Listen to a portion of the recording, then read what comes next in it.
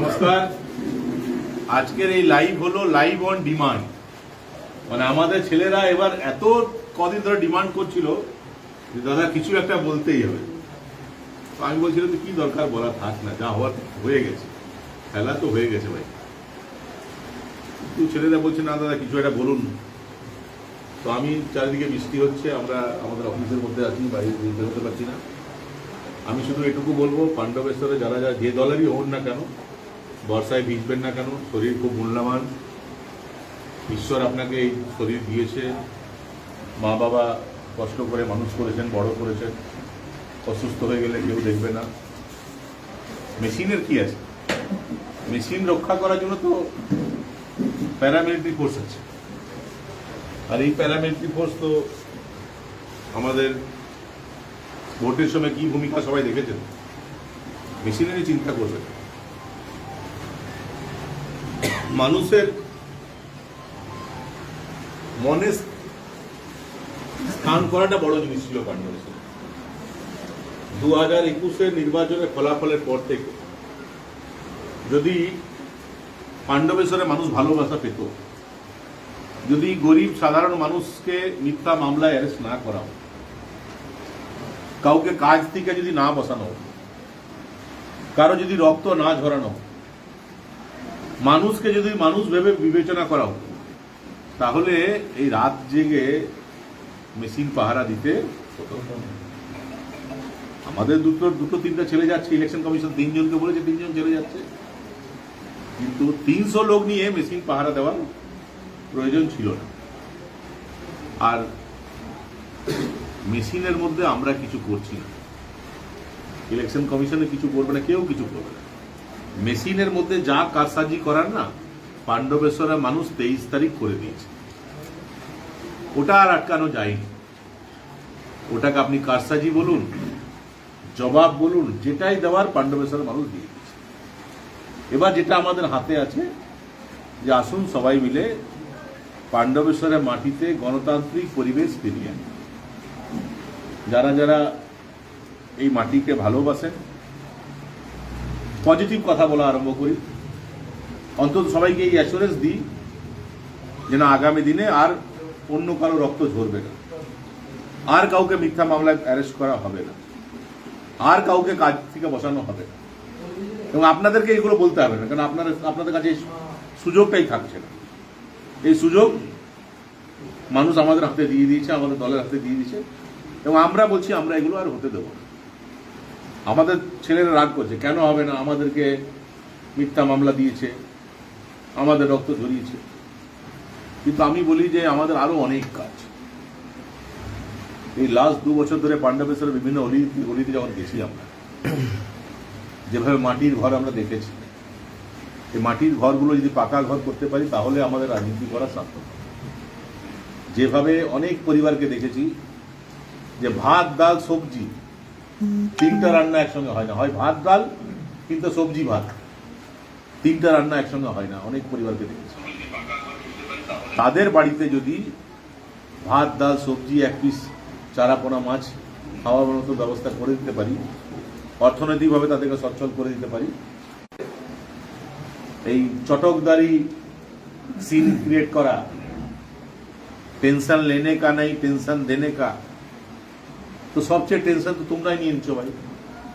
আমরা তো টেনশন কাউকে দিচ্ছি না। আমরা তো যেদিন নির্বাচন শেষ হয়েছে, আমি তো মেশিন আগুলাতে ওই এসএসকে স্কুলেও যাইনি, সেখান থেকে আমাকে ফোন করলো রাত 12:30টা না 1টার সময় গেছে এখানে মেশিনের পেছনে পেছনে।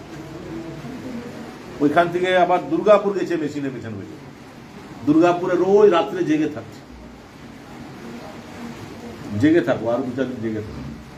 মেশিনের কাছে তো যেতে দেবে না, মেশিনের বাইরে ওই যেখানে সিসিটিভিতে দেখাচ্ছে না, ভালো রজনীগন্ধা ধূপকাঠি নিয়ে রোজ ধূপকাঠি দেখাও, 3 বার করে ধূপকাঠি দেখাও, তবুও হারবে। কেননা মানুষকে মানুষ ভাবা যখন উচিত ছিল, তখন মানুষকে মানুষ ভাবা, মানুষের জবাব দিয়ে দিয়েছে।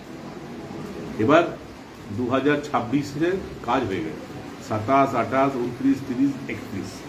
এবার 2031-এর জন্য যদি প্রস্তুতি নিতে চাও না, বা পঞ্চায়েত ভোটে আমরা গণতন্ত্র ফিরিয়ে আসবো। Panchayat vote free and fair ভাবে হবে পাণ্ডবেশ্বর। সমস্ত রাজনৈতিক দল প্রতিদ্বন্দ্বিতা করবে। পঞ্চায়েত ভোট যদি লড়তে চাও লড়ো, তার প্রস্তুতি নাও। 2026 নিয়ে এত মাথা খারাপ করে লাভ নেই, যা হওয়ার হয়ে গেছে। জীবন এরকম হয়ে থাকে। ওই আমরা যে পাপ করি না, তার শাস্তির জন্য অনেক সময় ঈশ্বর এই এই এই আমাদের জীবনেই তার শাস্তি দিয়ে দেয়, এবং এটাই হলো তার শাস্তি। মানুষকে আপনার কাছ থেকে সরিয়ে দেওয়া, মানুষ আপনাকে প্রত্যাখ্যান করল, মানুষকে মানুষ না ভাবার যে ফলাফল মানুষ দেখিয়ে দিল, এটাই আপনার শাস্তি। এলাকা এলাকা বাস দিচ্ছে, বিভিন্ন অঞ্চলে 4টা করে বাস, 40টা করে বাস। তো বাস দিচ্ছেন ঠিক আছে, বাসের মধ্যে ওই লাঠি নিয়ে যেতে বলছেন কেন ভাই? আর যত সমাজ বিরোধীরা আছে তাদেরকে বলছেন যার যার ঘরে যা সব নিয়ে আসবে, যুদ্ধ করতে যাচ্ছে। আর তোমার লোকেরা গিয়ে সেদিন লাঠি চালাবে, আর্মস চালাবে, আর আমরা গোলাপ ফুল ছুড়ব।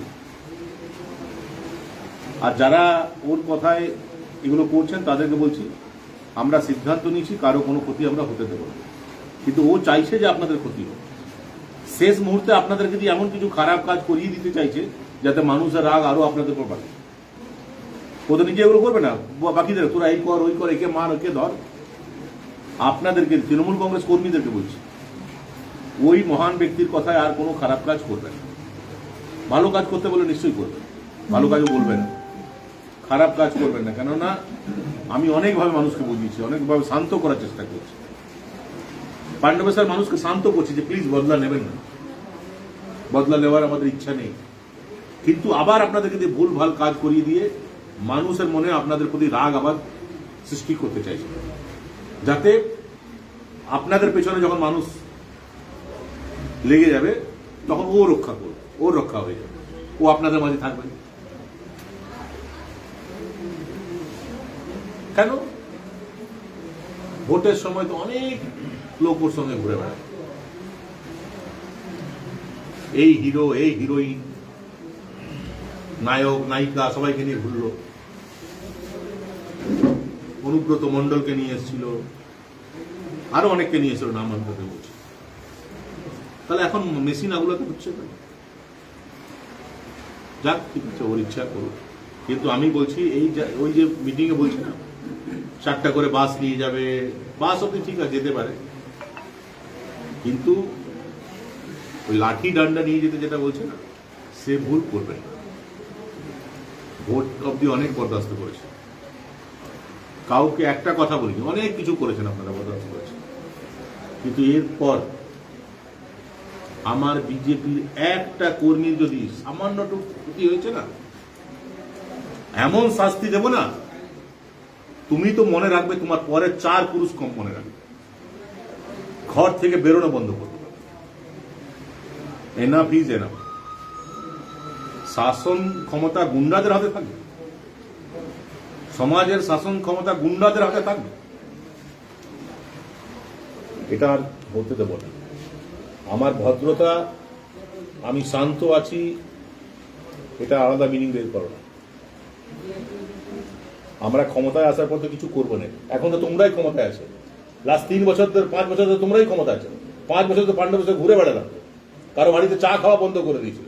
সেই পাণ্ডবেশ্বরের মাটিতে এত মানুষকে সংগঠিত করলাম, তো আগামী দিনে সংগঠিত করে মানুষের কষ্ট দুঃখ বেদনা কি করে কম করা যায় সেই চেষ্টা করব। উস্কানিমূলক কোনো কাজ করবেন না ভাই। উস্কানিমূলক যদি কাজ করেন তার পরিণতি কিন্তু ভয়ঙ্কর হবে, এবং তার জন্য যারা উস্কানি দেবেন তারা দায়ী থাকবেন। আর আমি মানুষকে কন্ট্রোল করতে পারবো, আমরা হয়তো কিছু করবো না, কিন্তু মানুষ তার জবাব দিয়ে দেবে। সবাই সুস্থ থাকবেন, সবাই ভালো থাকবেন। আরেকবার বলি, ঠিকই বলেছেন, টেনশন লেনে কা নেই, টেনশন भारत माता की जय, भारत माता की जय।